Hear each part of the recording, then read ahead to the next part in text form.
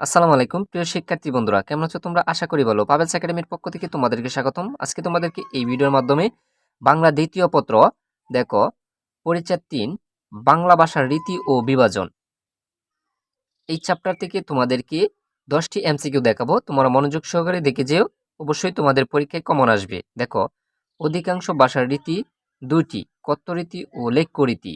এটা হচ্ছে তত্ত্বকণিকা, তোমাদেরকে একটু পরিচিত হয়ে নেই বাংলা ভাষার রীতি ও বিভাজন কি, তারপর তোমাদেরকে এমসিকিউ দেখাবো, তোমাদের জন্য সহজ হয়ে যাবে। আচ্ছা, তারপর দেখো, প্রমিত কথ্য রীতির ভিত্তি হলো আদর্শ কথ্য রীতি। আচ্ছা, প্রতিটি ভাষার মূল রূপ হলো কথ্য রীতি।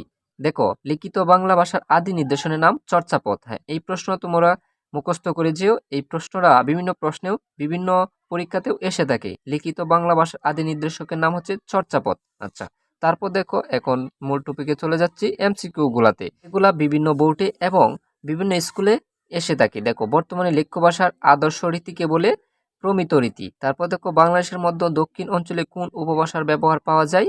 বাঙালি। তারপর দেখো, চলিত রীতির নতুন নাম প্রমিত রীতি হয় 21 শতকের সূচনায়।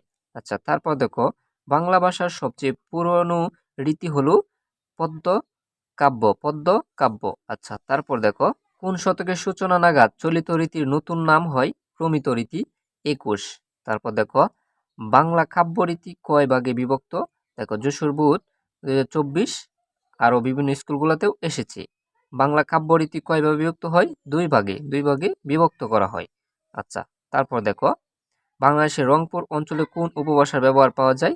কামরূপী। রংপুর অঞ্চলে কামরূপী ভাষার ব্যবহার পাওয়া যায়। ভাষার আঞ্চলিকতাকে কি নামে আখ্যায়িত করা হয়ে থাকে? উপভাষা।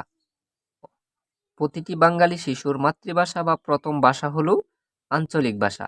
বাংলাদেশের মধ্যে দক্ষিণ অঞ্চলের উপভাষা কি নামে পরিচিতি? বাঙালি। পশ্চিমবঙ্গে কোন উপভাষার ব্যবহার পাওয়া যায়? রাঢ়ী।